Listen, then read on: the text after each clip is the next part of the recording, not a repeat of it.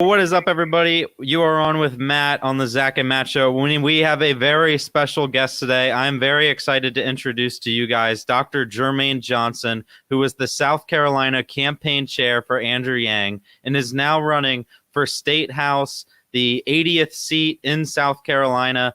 Dr. Johnson, thank you very much for coming on the show.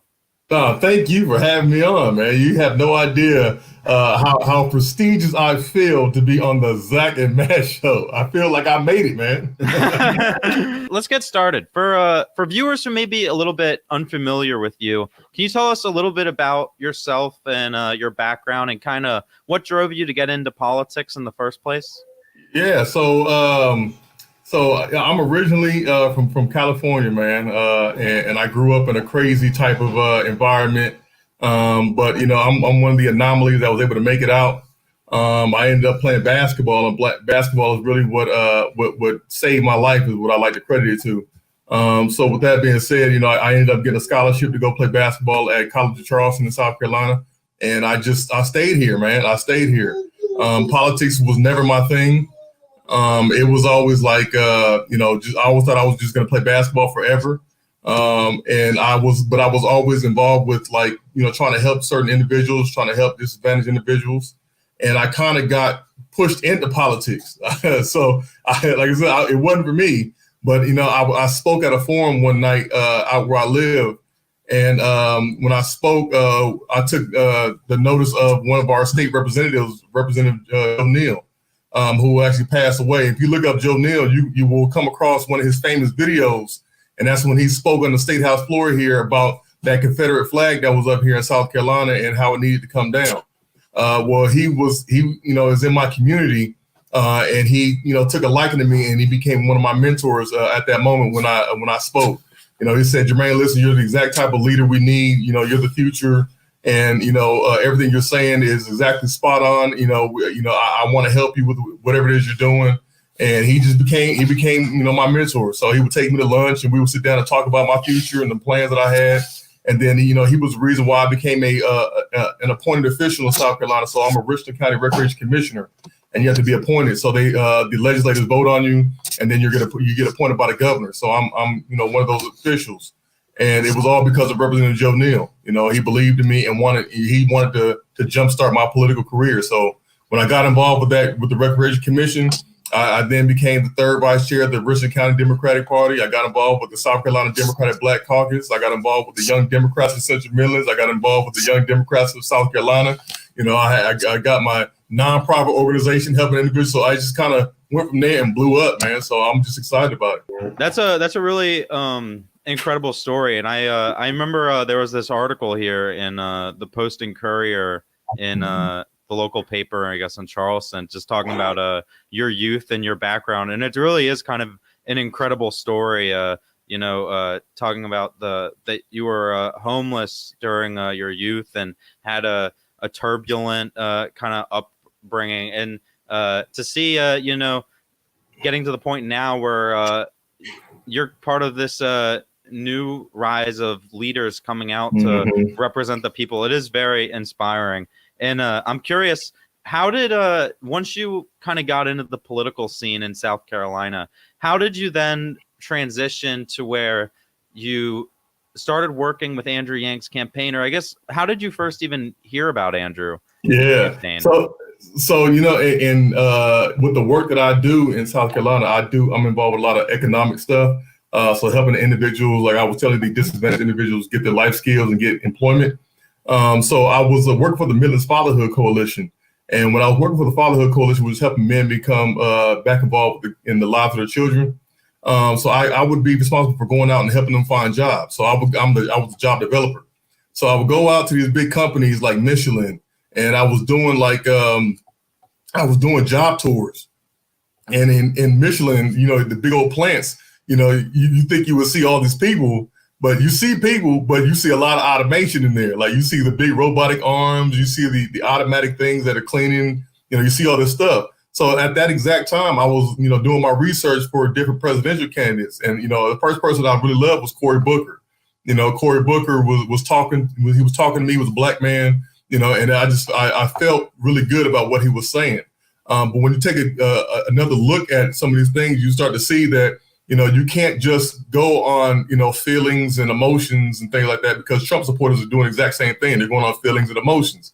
So I said, man, I gotta be logical about this stuff. Who's actually out there trying to solve these problems, and doing more research. I came across Andrew, and I was like, oh man. So Andrew talking about, I'm gonna give everybody $1,000 a month. I was like, I could use $1,000 a month, And then I looked more closely at what he was talking about. He was talking about the automation. He was talking about things that I was literally seeing every single day in the work that I did. And then when more of his policies were coming around, I saw that if his policies were enacted, a lot of the things that I had went through when I was a kid, I would not have had to deal with, with the family counseling and with the addiction stuff and all the different things, all these policies. I said, man, look, my life would not have been my life had we had an Andrew Yang, presidency. So, I said, man, I got to get behind this guy. So, I was, going to all of my meetings, and I was telling everybody about Andrew Yang, man. I was Yang Gang long before anybody was Yang Gang in South Carolina. Yeah. So I was telling everybody about Andrew Yang, man. I mean, they were getting sick of me talking about Andrew Yang at every meeting I went to. And they were like, listen, Jermaine, we can't spend the entire meeting talking about Andrew Yang. I said, man, but have y'all looked at this man yet? Like, have you checked him out? So at that time, our good buddy Barrett Hurd, who was he was over he was the YG, whatever that position is. He was that person for South Carolina and like all the Southeast. And he was calling around some of these different organizations looking for somebody who was in politics and was an Andrew Yang supporter or wanted to be a part of the Yang Gang. And he called my president of my Young Democrats group. And she was like, oh my God, listen, we got the perfect guy. All he does is talk about Andrew Yang, go to all of our meetings. We're going to put you in contact with him, right? So she called me. I was like, yes! Yeah! I was screaming. When he called me, I was running through the parking lot of the hospital screaming. I was so excited. I was so excited that the Yang Gang wanted me to officially be a part of it. So I told her, I said, man, whatever y'all want me to do, I'm here to do it. Like I'm ready to rock and roll. I mean, that's awesome. I think so many people can empathize with every single conversation they have. They somehow slip Andrew Yang into it, and you feel like you're going insane. But nah, his ideas were so great, and that's I want to know what was maybe your favorite moment during the campaign, or a specific moment that stands out to you of that is something that really you still think about maybe to this day. It was a whole bunch of, man. But the first one is probably when Andrew first came to South Carolina. When Andrew first came to South Carolina, he didn't shake my hand. Andrew hugged me, man. And he told me, he said, wow, you even better looking in person. Oh my God. Yeah, so he was calling me handsome and gave me a hug, man. I was like, oh, yeah, okay, all right, brother. So when he first came, and I had set him up a meeting, this one with volunteers. So I don't think they knew that I was as connected as I was in South Carolina. So his first meeting, I had a meeting with our mayor, Mayor Benjamin, and we know he's super big time, across the state of South Carolina and pretty much across America.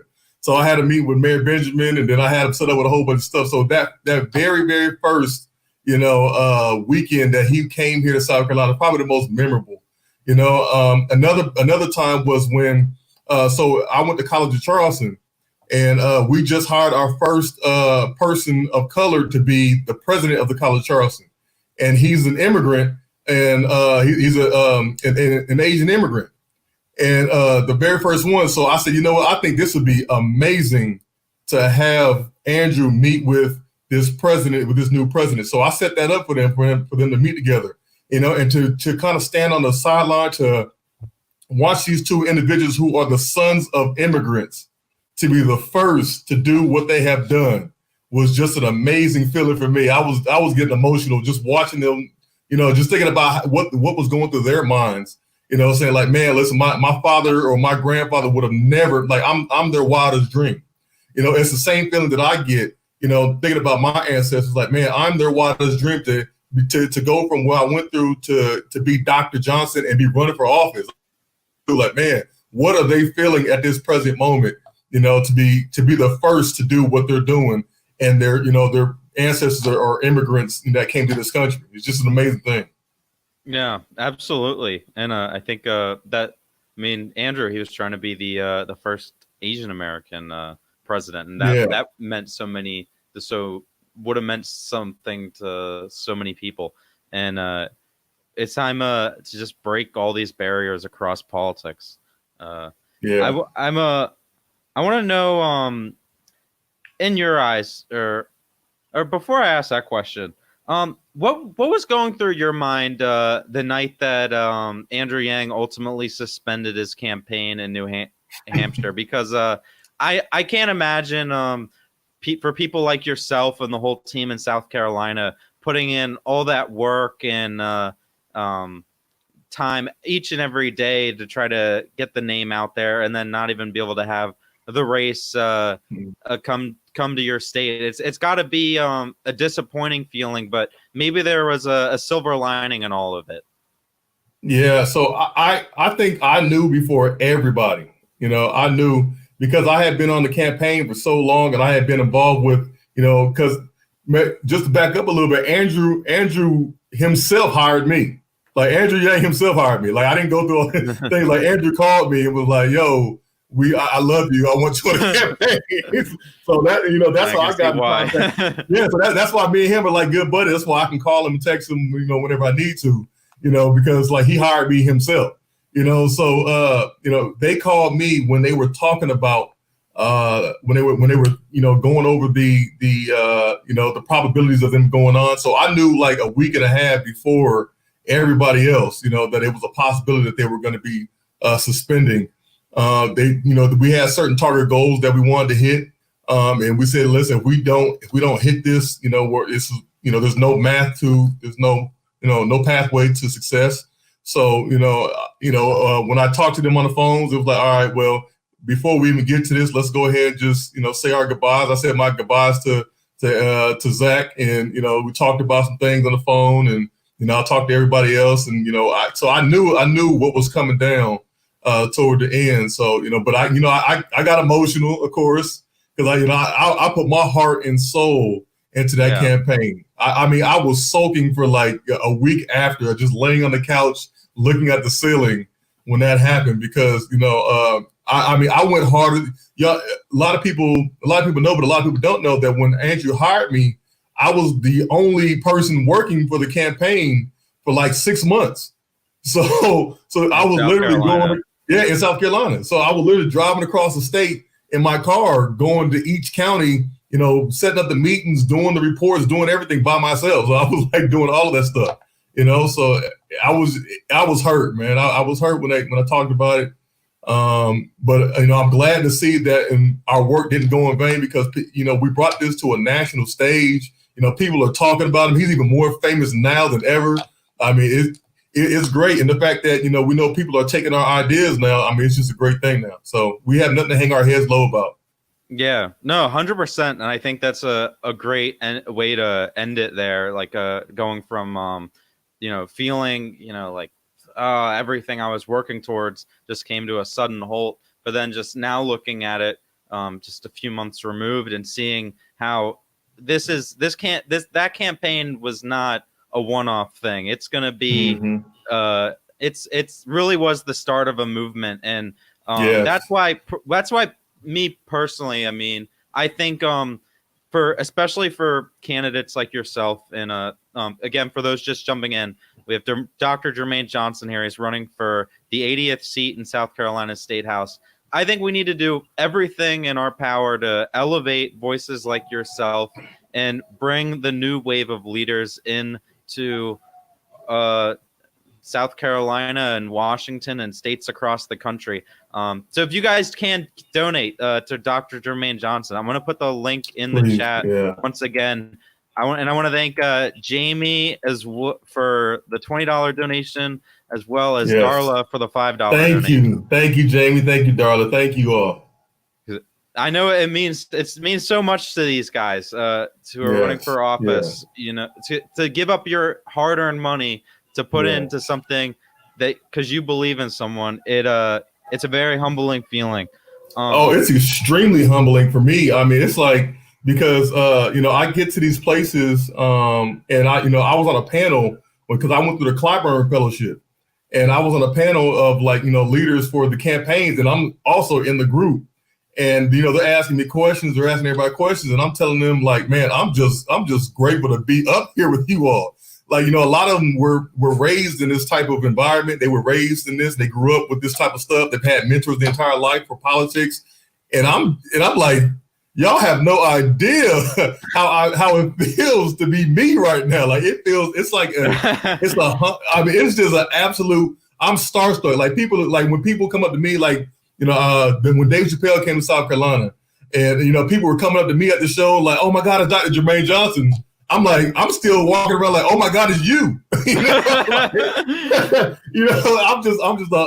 I'm absolutely just humbled and thrilled, that I get to do what I'm doing right now, man. This is amazing. I can't confirm that because when I first met you in South Carolina, I remember I was on live stream and I was like, oh, I really want to go say hi to Jermaine, and I walked up and I was like, hi sir, it's such a pleasure to meet you, and you're like, hold up, no, it's a pleasure to meet you. So yeah, man. Definitely on spot about that. What before we move on to your campaign specifically, I have one more question related to your work with Andrew's campaign. What do you think in your eyes, if Andrew were to run again in some capacity, that the campaign or the Yang Gang or whichever, what do you think that could be done differently or to improve things in the future in terms of strategy or getting the message out? Yeah, I think that if he decides to run again in 2024, I think our focus on which primary states will be different. I think if he was to focus the universal basic income on South Carolina, I honestly think we come in top 3 in South Carolina if he focused that same message in South Carolina. And the reason why is because the people in South Carolina really like the idea of the universal basic income, but the people in Iowa didn't like it. The people in New Hampshire didn't like it. So we were giving these states a product that they didn't want. So if we were to talk to these other states about, things that they actually wanted, but we talked to South Carolina about the things that they did want, I think we come in, top 3 in South Carolina. So I think our focus will be a little bit different if he decides to run again. But it doesn't matter if he runs again or doesn't run again. I'm always going to be an Andrew Yang supporter. I'm going to be behind it. If he runs for a local public water servant, I'm endorsing him. Yeah, no, I'm endorsing him. So I know people talk about Andrew running for New York City mayor, and they're like, I'm going to get an apartment for like 3 people, but we're just going to cram 12 people in there and just campaign 24/7, go door to door. Seriously, yeah. I am a full-on supporter advocate for Andrew Yang. I really am. Heck yeah. What can you tell us about your specific race in the 80th district there in South Carolina? Is it an open primary? Is there an incumbent that you'd be challenging? Yeah. So there is an incumbent right now. His name is Jimmy Bales, Dr. Jimmy Bales. He's been in this seat for 20 plus years. And he is just, he's done great things in the past. He's done a lot for my community. However, what has taken place recently is he's just no longer the right choice to lead our district and to lead the future generations of my district. So my district, is 50% black, 50% white. There's a little sprinkle here and there of everything else. But it's just time to pass the torch. He's had some health issues in the past few years, and it's just time for somebody like myself to come in under his wisdom, but also to carry it on with new progressive ideas like a universal basic income, like the mobile app that I'm proposing, the things like that for the district that we're over. So, I really want to be there. I really want to be the leader to take this thing on and to further, improve the things that are going on in our community. So, I want to be an advocate for broadband internet, because between my two counties that I'm going to be over, 7,000 people don't have any access to broadband internet. And that should be a priority of anybody, especially if we're leading into this new age of technology and students are doing work from home. Especially, I mean, it just shows right now with this coronavirus, man, like how important that stuff is. And now you got to think now, between my two counties, there's 7,000 people who probably have to go to a McDonald's right now to sit in the parking lot to just do their work that they're expected to do. So things like this have to be at the forefront of the people of my district. And I'm just prepared, and I've already done the research, and I'm ready to get started. Absolutely. And thank you, George, for the $5 donation to Dr. Jermaine Johnson. George, thank you, brother. Thank you. Keep them rolling in here. Let's keep rolling. Yes, please. Yes, please. What are you doing specifically? It's hard right now because of coronavirus, but to spread that message of your message to the voters of South Carolina, and following up on that, what advice would you have for other candidates who have decided to take, I guess, the shield of Andrew Yang and try to bring some new leadership to their communities? Yeah. So what I'm really doing right now is I'm taking a page out of Andrew Yang's playbook, and that's being a champion of the internet. If you're a champion of the internet, you get a lot of these videos and get the Yang Gang behind you, and get supporters behind you that are all over the internet. You're getting with a lot of the younger generation, and these are the people that are mainly up for a change. They want to change. I had a conversation, I believe it was yesterday morning, with one of our state legislators, and this state legislator, I don't want to tell you, this person's name, but the state legislator, was like, Jermaine, you are the future, and your generation is the future, and you can really take advantage of this time to really get your message out and talk to the people that a lot of other people aren't talking to. That's being a champion of this internet, and using the text messages and all the other stuff that traditional older campaigns aren't doing or haven't been doing. So I'm being a forward thinker to get my message out to the masses of people, while also doing phone banking and things like that. And we're going to be doing some mailers coming up in the next week or so. Just to get it out to the proper channels. Of course, with a generation, like an aging population like what we have here in South Carolina, of course, going door to door is a great thing. You want to knock on doors, but in this situation, what we got going on, we have to adapt and move forward and progress. And that's exactly what we're doing. So if there's anybody out there that wants to, do some things, like I would suggest getting a brand, making a brand. So, I have hashtag New 80. I'm doing hashtag New 80 and Yang Gang United. And you get yourself a brand. That's what Andrew Yang did. The Yang Gang is a brand, and it's more than a brand. It's a movement. And once you create something like that people can hang on to, can grab onto, it comes second to none. Because think about yourself when you became a part of the Yang Gang. The Yang Gang is literally a place for anybody. It's where people who felt like they didn't have nowhere to go. And it gave us inspiration. It gave us motivation. We accepted everybody for who they were and what they wanted to do. It didn't matter if you're black, white, didn't matter if you were a Republican, didn't matter if you're a Democrat, independent, green. We accepted everybody with open arms and love. And you create something like that people can attach on to that feel like they have nowhere to go. Man, you can be a great inspiration to your community. Absolutely. I want to know, you mentioned phone banking. Is there any way through your website that people would be able to sign up to phone bank for your campaign? Yes, if you just scroll on to the bottom, if you go to the link and scroll down to the bottom, there should be a spot where it says join our team. You can, and that email, once you send that there, you can come right to our email and we'll reach out to you. Or you could just email info@johnsonforsc.com, info@johnsonforsc.com, and you can do that as well. You can shoot me a message on Twitter. You can at me on Twitter, and we'll get you in contact with the right people. Whatever it is, but we definitely got to. I think we have about 18,000 phone numbers we need to call. Now, if one person is calling, that's super hard. But if you got 10, 15 people that are doing that, that's literally nothing. So, if we can get people to do that to help, phone bank, and we're going to start doing text banking. I mean, we can knock these numbers out, in a week. Yeah. I mean, yeah, absolutely. I mean, 17,000 sounds like a lot, but that's about, you just get like, 10, 20 people on it. You can knock all that out in a few days. Yeah, you really can.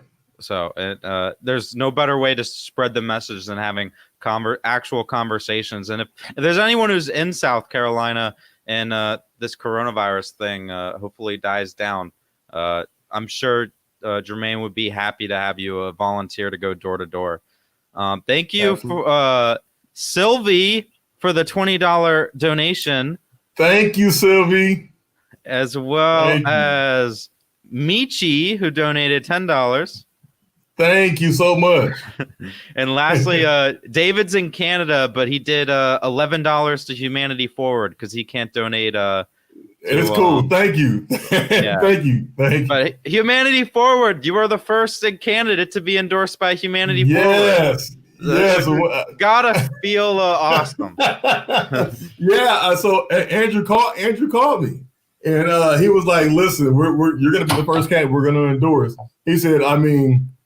So this is her exact words. So, I mean, if we can't endorse Dr. Johnson, what the heck are we doing here? I said, all right, brother, well, I appreciate that, So, he wanted to make sure that I was the first candidate that he was going to endorse.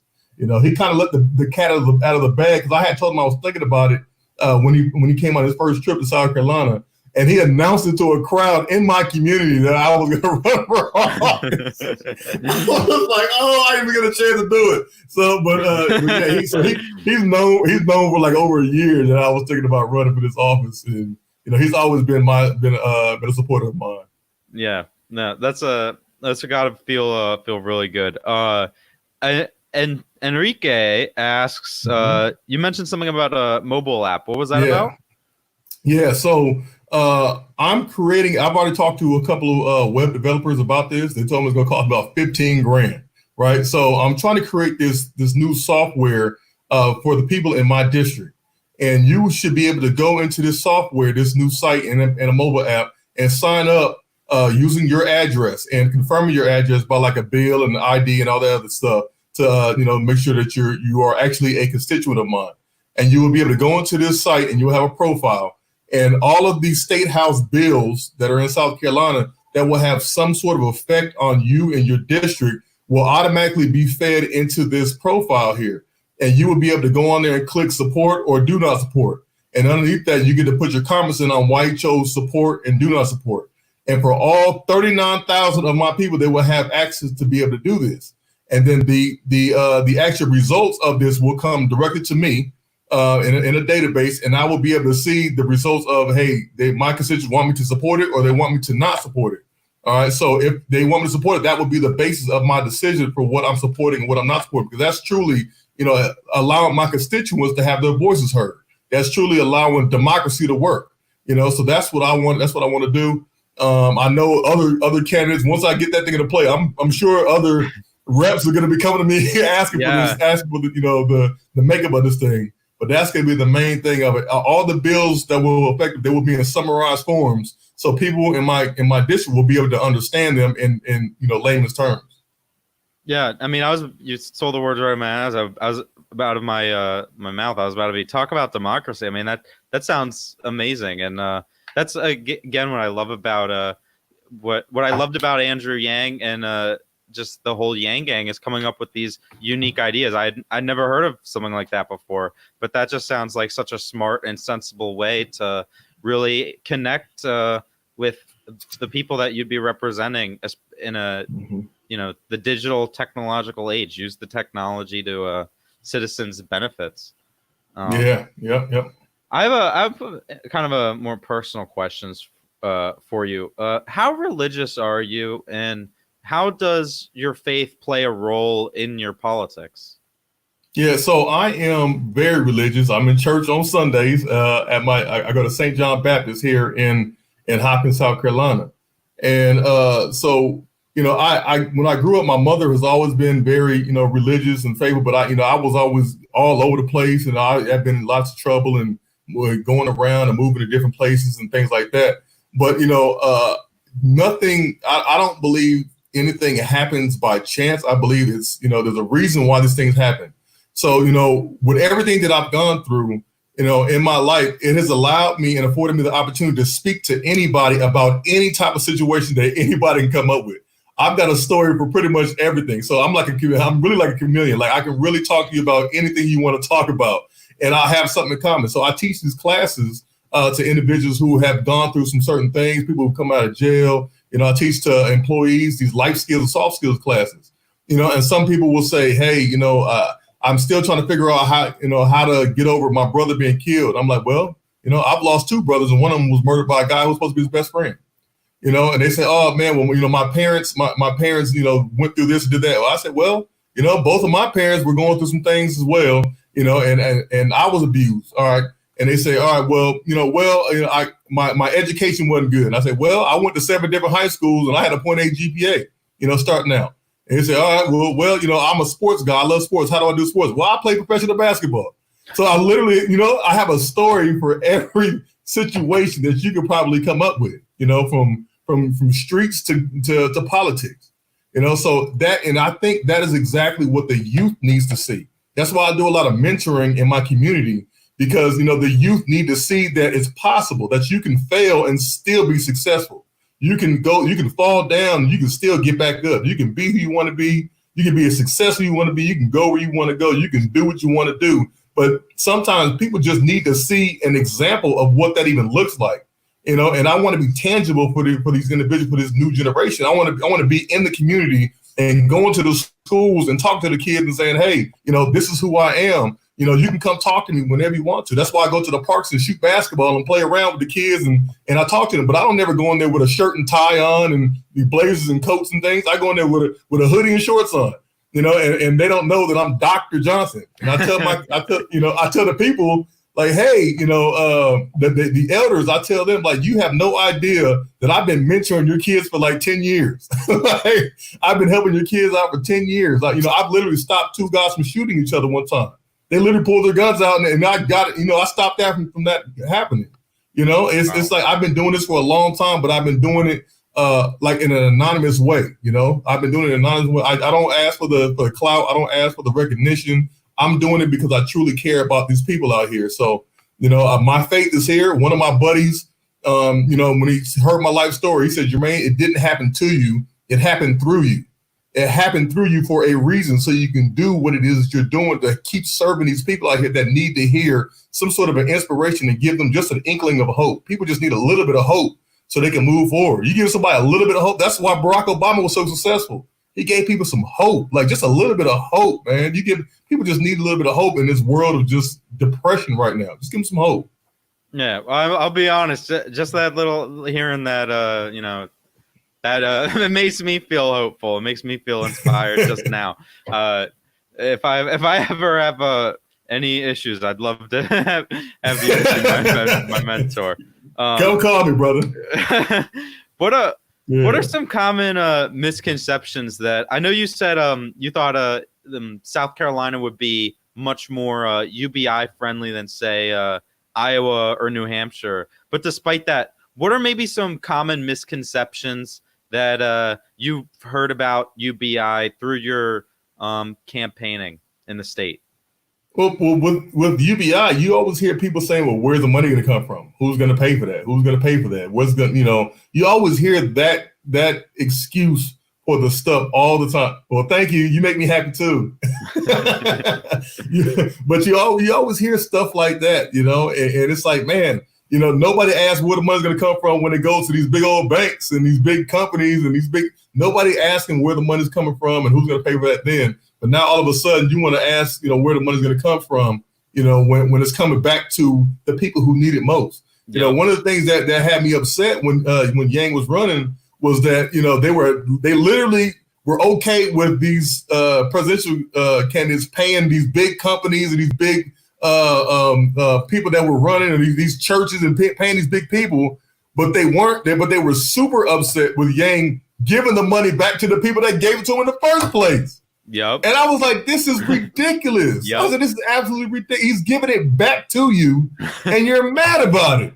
You know, Yep. so, It shows just the weird psychological just the way we're programmed. It's like there's a we were the feeling of receiving some sort of help. It's like it's something that you're supposed to be like.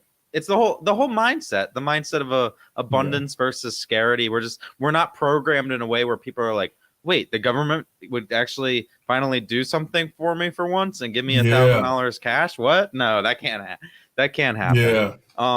But you mentioned Andrew's UBI giving away the money directly to the families. And in your campaign, that's one of the things that you're trying to do is you want to give away a freedom dividend, $1,000 to some families in South Carolina. Yeah, so I'm trying to raise $100,000 so I can give 2 universal basic income, 2 UBIs to 2 families here in my district, and I'm doing that so I can gather the information that needs to be done. I can do the reporting as to what they were spending the money on. Help them get financial literacy, having some financial advisors to meet with them and to show them that that this universal basic income will actually assist rather than the contrary of make people lazy. I want to get all this intel, all this information, so that when I'm elected, I will have a better chance of getting it passed statewide, or at least for across a few more counties in South Carolina. I want to go into the state house prepared with actual data that supports everything that I'm going to be running on and that I'm talking about, rather than getting in there and then trying to pass something. I'm going to be going in there prepared. And I'm the same way Yang was. So when Yang was running, he would say that, I want to be president, but however, if I don't be president, I want you to take my ideas and let's get this out there.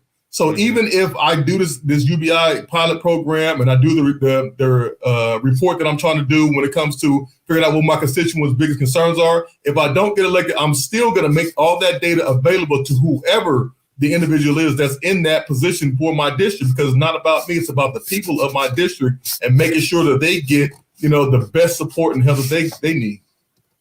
Yeah, that's awesome. So guys, remember, if you're watching this, donate because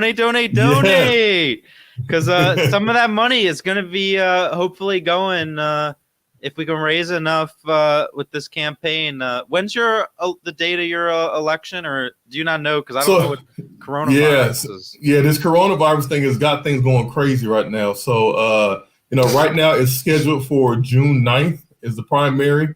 But we don't know if that's going to be pushed back. It's potentially going to be pushed back to like August. But right now it's going to be going on. It'll be happening up until it'll be happening June 9th. Yeah. So let's raise $100,000 for Dr. Jermaine Johnson. Yes. So bring the Yang Gang love, please, and make this happen. Yeah, so UBI away. When is it? So we want to do this special announcement on June 5th. And June 5th, we got some big heavy hitters that will be coming to South Carolina, including Yang, and to do this big event with me to talk about the UBI pilot program and all that. So we want to do that by June 5th. So that means we need to do the announcement of some things in May. So that means we got this month, and we have to hit it hard this month with fundraising. If I can't get the 100,000, then I probably can only do one family if I get about 55,000. So but we want the 100,000 to get it. But if we can't, at least let's get the 55,000. I'm about 35,000 away from that 55,000 mark. If we can get that, then we can at least get one family in there. Yeah, and Steve says, Matt, you got to live stream Yang on the trail. And I cannot tell you how excited I possibly am for the opportunity to go to a campaign event that has Andrew Yang there and stand there and be like, donate right now to Jermaine Johnson's campaign. Let's go, Yang Gang. Woo! Yeah. There's nothing like it. We're coming up to about the end of our time here. I have a few little fun rapid fire questions. What's your favorite food? Cabbage. Cabbage. My mother's cabbage is my favorite food, man. My mother, I know it's strange. Must have done it really, made it really good. Yeah, man. My mother's cabbage. And I go to the store, I buy cabbage, and I try to recreate it. It's never as good, man. But it's my mother's cabbage. That is something. Number one pet peeve. Oh God. I would say uncleanliness, man. Like like people who don't clean up after themselves. Like if you come in the house and just throw whatever on the ground, like I just can't deal with it, man. Like I can't deal with it. So yeah, uncleanliness. What does this one say? They're laughing at me because I like cabbage. Yeah. Yes, I was expecting to hear like pizza or one of the common answers is just cabbage that came out of left field. Silliest fear.